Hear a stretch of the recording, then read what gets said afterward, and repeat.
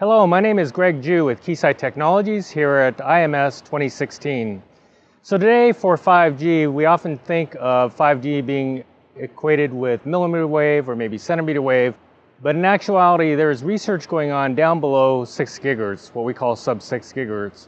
And as you know, today within the 6 gigahertz spectrum there is relatively little spectrum available. So this research is mainly geared towards investigating new types of waveforms that can use the spectrum more efficiently. And so what we'd like to do here in this demo is explore potential coexistence issues between candidate 5G waveforms and 3G, 4G PAN waveforms. So to do this, we're going to use our System View design software, which is installed on our M8190 arbitrary waveform generator embedded controller. So we have the workspace shown here, and in this schematic we have various candidate 5G waveforms that are being simulated.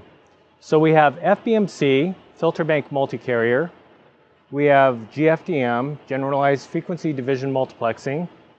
We have OFDM, which we're all familiar with because of LTE, but there is also filtered OFDM that is being investigated.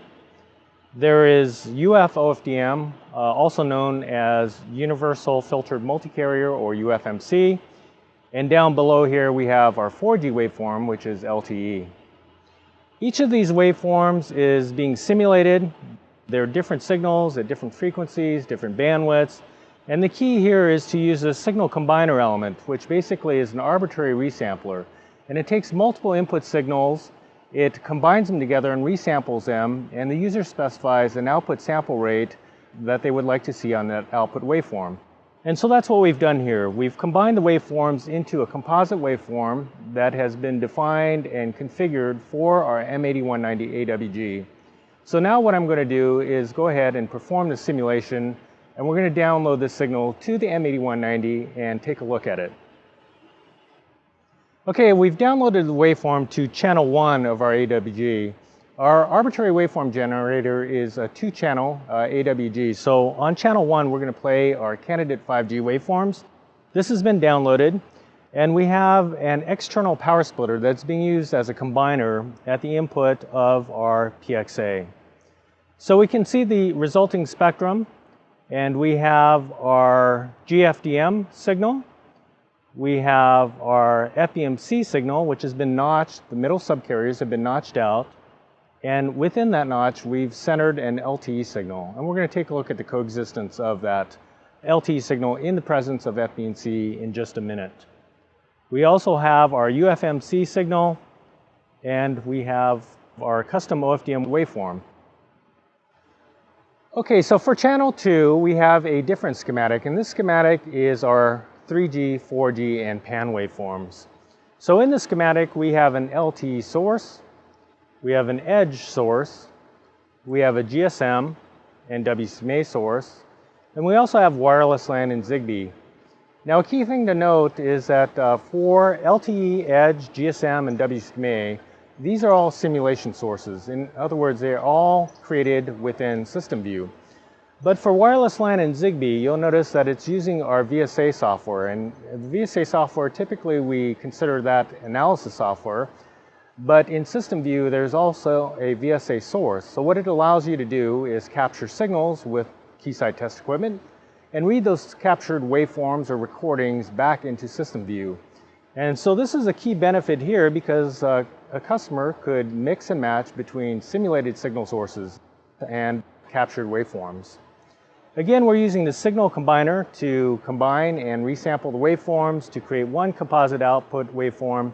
This is then downloaded to channel 2. And so now I'm going to perform the simulation, and we'll download the waveform to channel 2 of our AWG. Okay, so our simulation is completed, and we've downloaded the waveform to channel 2. So again, channel 1 is playing our candidate 5G waveforms. Channel 2 is playing our legacy 3G, 4G, and PAN waveforms. Both of these, again, are routed to this power divider. This combines the two channels, and we're showing the composite waveform on our PXA signal analyzer and displayed here. So from left to right, we have our LTE waveform. This is a different LTE waveform that we looked at previously at a lower frequency. We have GFDM, We have Edge and GSM, and these are kind of popping in and out. We have our notched FBMC waveform, as we discussed previously, with the LTE signal parked in the center of the notch. We have our custom OFDM waveform, UFMC, and WSTMA. Now let's go ahead and we're going to use our vector signal analyzer software, or VSA software, to go in and demodulate the 3G, 4G, and PAN waveforms. And so here we're demodulating the 3G, 4G waveforms. We have Edge being demodulated. We have our GSM waveform. We have the two LTE waveforms. And we have our WSTMA waveform. So as you can see, the EVM looks pretty good for each one of these, and it's indicating that for this particular scenario, we have good coexistence between the 3G, 4G waveforms and our candidate 5G waveforms. So now let's take a look at a case where maybe the 5G waveform might be interfering with an LTE waveform. Okay, so here we've downloaded the waveform to channel 1, and this is with the narrower notch width for the FBMC waveform. And we can see now that the FBMC signal is starting to encroach on the LTE signal. So spectrally we can see this. Now let's take a look at the vector signal analysis software and see what kind of impact it has to EVM. Okay, so here is the resulting demodulation of that LTE signal centered at 2 GHz in the middle of the notched FBMC waveform. You can clearly see that the constellation has more distortion on it. You can see the spectrum, and kind of on the left and right edge of the spectrum, you can see the edges of the FBMC signal starting to encroach on the LTE signal. Here we are looking at EVM versus subcarrier, and so you'll notice that it kind of has a bathtub type of shape where on the edges the EVM is degraded as a result of the FBMC waveform encroaching on it.